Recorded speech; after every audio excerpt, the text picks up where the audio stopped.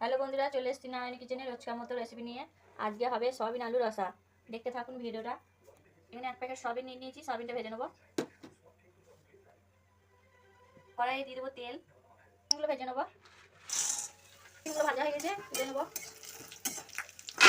আলুগুলো ভেজে তুলে নিয়েছি, আলু ভাজাটা দেখালাম না। তেলটা গরম হয়ে গেছে, দিয়ে দেবো কুচানো পেঁয়াজ। ভাজা হয়ে গেছে, কুচানো টমেটোগুলো দিয়ে দেবো। পেঁয়াজ টমেটো ভাজা হয়ে গেছে, দিয়ে দেবো স্বাদ মতো লবণ, পরিমাণ মতন হলুদ। পেস্ট করে রাখা মশলাটা দিয়ে দেবো। এখানে আছে আদা, রসুন, পেঁয়াজ, টমেটো আর লঙ্কা। তাটা কষানো হয়ে গেছে, এবার আলুগুলো দিয়ে দেবো। মশলাটা কষানো হয়ে গেছে, আলু আর সব ভেজে রাখা সয়াবিনগুলো দিয়ে দেবো।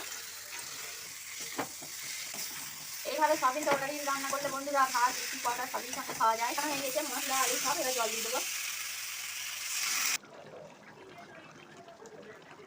সয়াবিন আলু রসাটা হয়ে গেছে, নামিয়ে নেবো। নামাবার আগে একটু ধনে পাতা ছড়িয়ে দেবো। তরকারিটা কমপ্লিট হয়ে গেছে। এই ভিডিওটা যদি ভালো লাগে একটা লাইক সাবস্ক্রাইব করে দেবেন আর কমেন্ট করে জানাবেন যে সয়াবিন আলু তরকারিটা কেমন হয়েছে।